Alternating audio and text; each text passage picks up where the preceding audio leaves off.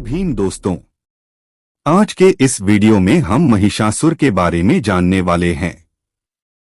महिषासुर पशुओं के रक्षक और खेती की उन्नति के प्रतीक के रूप में जाना जाता है। चलिए दोस्तों, वीडियो को शुरू करते हैं। यदि वीडियो पसंद आए तो इसे लाइक, सब्सक्राइब और शेयर करें।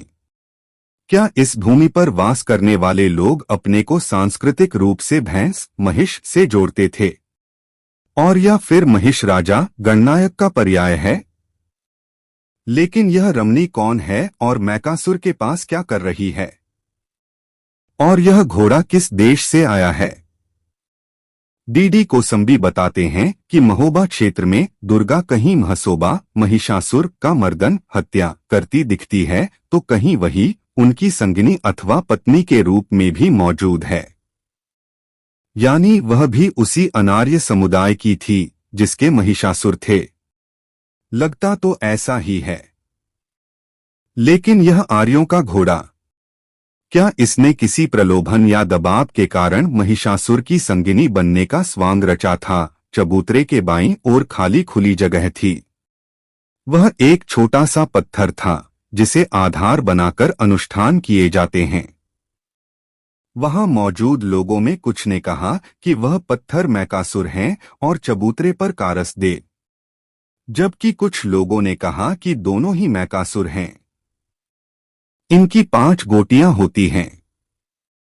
मोहारी गांव में अन्य मंदिरों व शादी ब्याह में ब्राह्मण ही पूजा करवाते हैं, लेकिन मैकासुर का पुजारी पाल जाति का ही हो सकता है। पाल, कुशवाहा, यादव और लोध, खुद को राजपूत मानने वाली पिछड़ी जाति समेत सभी ओबीसी दलित जातियां इनकी पूजा करती हैं। दलितों में अहिरवार, चमार इन्हें बड़े पैमाने पर मानते हैं। धीरे धीरे इन्हें शंकर का रूप दिया जा रहा है। गांव में अलग अलग जगहों पर जाकर हमने बुजुर्गों से दुर्गा पूजा के बारे में भी सवाल किए। पूछा कि इस इलाके में दुर्गा पूजा कब शुरू हुई। सबका कमोवेश एक ही उत्तर था, महज 15 से 16 साल पहले।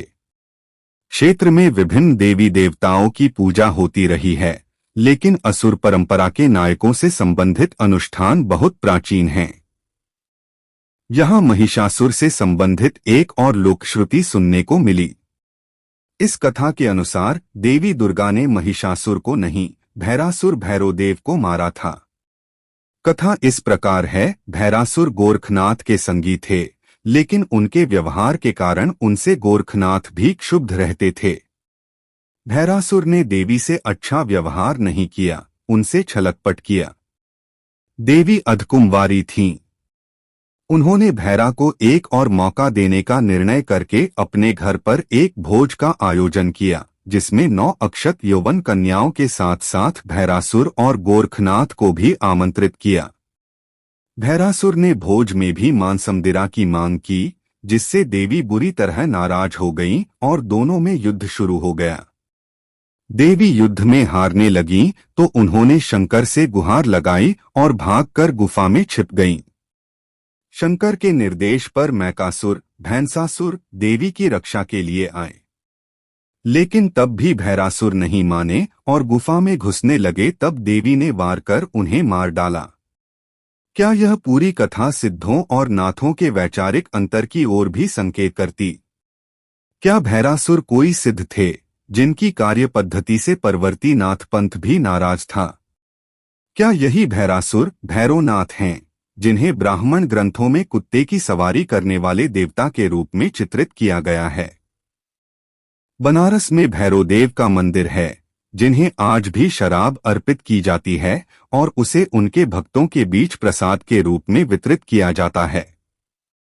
ब्राह्मणवाद ने अपने विरोधी मतों को ध्वस्त किया। जो ध्वस्त नहीं हो सका उसे इस प्रकार विकृत कर आत्मसात किया कि उसका सत्व ही नष्ट हो जाए।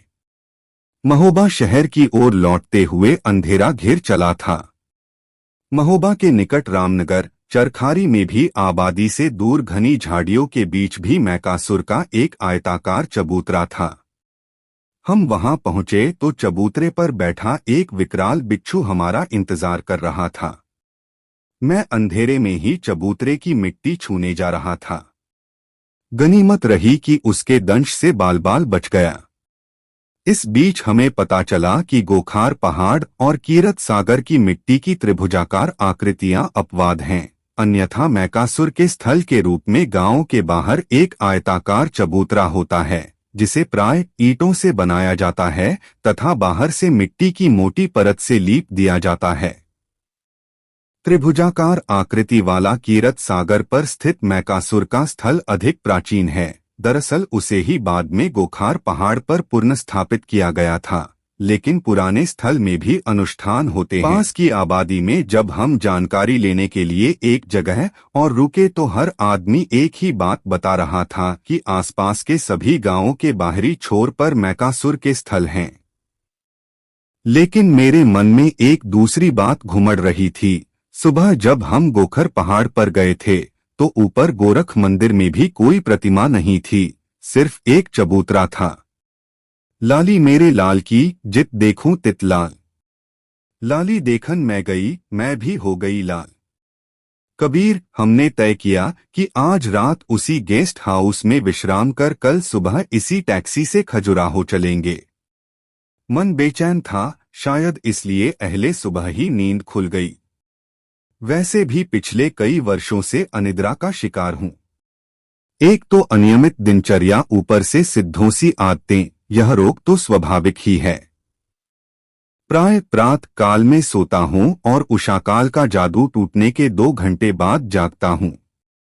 सरकारी गेस्ट हाउसों में कमरे चाहे जैसे भी हों, जगह काफी होती है, खुला खुला सा लगता है। यहाँ तो कमरे के बाहर एक बड़ी सी खुली जगह भी है जिसमें फलदार वृक्ष हैं। इस खाली जगह को न तो लॉन कह सकते हैं न आंगन। बाहर निकलकर देखा तो पेड़ सो रहे थे। आसमान में राख से लीपे हुए चौके का गीलापन सूख रहा था। तरह तरह के ऊटपटांग ख्याल आते रहे।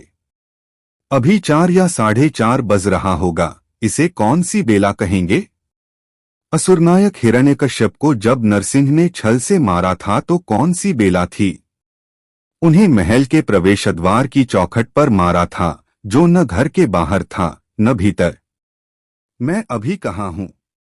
न गेस्ट हाउस में न बाहर। वह गोधूली बेला थी, जब न दिन था न रात। लेकिन अभी भी तो न प्रातः है न उषाकाल। हिरण्यकश्यप की बहन होलिका को किस बेला में जिंदा जलाया गया था? उनकी नृशंस हत्या का जो सालाना उत्सव होता है, पंचांगों के अनुसार उसका भी तो समय निर्धारित होता होगा। समय की गणना उसी जिंदा जलाए जाने की उसी निश्चित बेला को ध्यान में रखकर की जाती होगी, लेकिन यह हर साल बदल क्यों जाती है? यही सब सोचते हुए पता नहीं कब आसमान की काली सिल लाल केसर से धुल गई और लगा कि स्लेट पर किसी ने अचानक लाल खड़िया चाक मल दी। बहुत दिनों बाद मौका मिला था, लेकिन नील जल में गौर झिलमिल देह वाला अविस्मरणीय दृश्य चूक गया। 9 से 10वीं कक्षा में था तो शमशेर बहादुर सिंह की कविता उषाभुत प्रिय थी। वह 8वीं में हमारे कोर्स में थी। गांव में बिजली थी नहीं।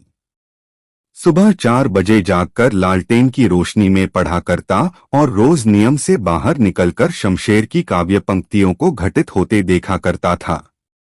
उस समय ऐसे ऊटपटांग ख्याल तो नहीं आते थे, लेकिन इतना याद है कि अन्य प्रकार के ख्याली पुलाव पकाया करता था, जिसमें खुद को बहुत बड़ा लेखक बनते हुए देखा करता था और अमेरिकी पत्रकार उपन्यासकार हेमिंग्वे की तरह यात्रा करते हुए पाता था। कहाँ वह महान उपन्यासकार, कहाँ मैं, कहाँ उनकी तूफानी यात्राएं और कहाँ महोबा। हाँ, ख्याली पुलाव अब भी कम थोड़े ही पकते हैं। राजन को जगाया। थोड़ी देर में टैक्सी वाला साथी भी आ गया। महोबा से खजुराहो के लिए 2 रास्ते हैं। नेशनल हाईवे होकर जाएं तो लगभग 80 किलोमीटर और थोड़ी दूर तक 34 पर चलकर हाईवे 39 पकड़ लें तो लगभग 100 किलोमीटर। 34 वाला रास्ता खराब है और 39 वाला बहुत अच्छा। दोनों में से किसी से जाएं तो 2-2.5 घंटे में पहुंच सकते हैं। कल की यात्रा से टैक्सी वाला साथी समझ गया है कि न तो हम तीर्थयात्री हैं, न ही खजुराहो घूमने वाले सैलानी। चल पड़ने के बाद 10 मिनट बाद उसने हमें सूचित किया कि उसने हमें महोबा शहर के अंदर के कुछ प्राचीन मंदिर दिखाने का फैसला किया है। उसके इस फैसले में हमारी कोई भूमिका नहीं थी, लेकिन उसने कहा कि रास्ते में भैंसासुर द्वार आएगा, तो हमें उसके फैसले के साथ हो लेने में कोई बुराई नहीं लगी। भैंसासुर द्वार पुरानी ईंटों का बना एक विशाल दरवाजा है, जिसके बीच से सड़क गुजरती है। इसे भैंसासुर द्वार क्यों कहते हैं, यह हम नहीं जान पाए। फिर वह पतली गलियों से निकालता हुआ एक भैंसासुर स्थल तक लाया। वह ईंट का एक छोटा सा 3 सीढ़ियों वाला चबूतरा था, जिस पर ओम लिखी हुई सस्ते संगमरमर की टाइलें लगाई हुई। यह मुसलमानों का इलाका था, जो शायद बाद में बसा है, इसलिए यह स्थल आबादी के एकदम बीच में आ गया है। यदि वीडियो पसंद आया है तो इसे लाइक, सब्सक्राइब और शेयर करें तथा कमेंट में जय भीम जरूर लिखें। धन्यवाद।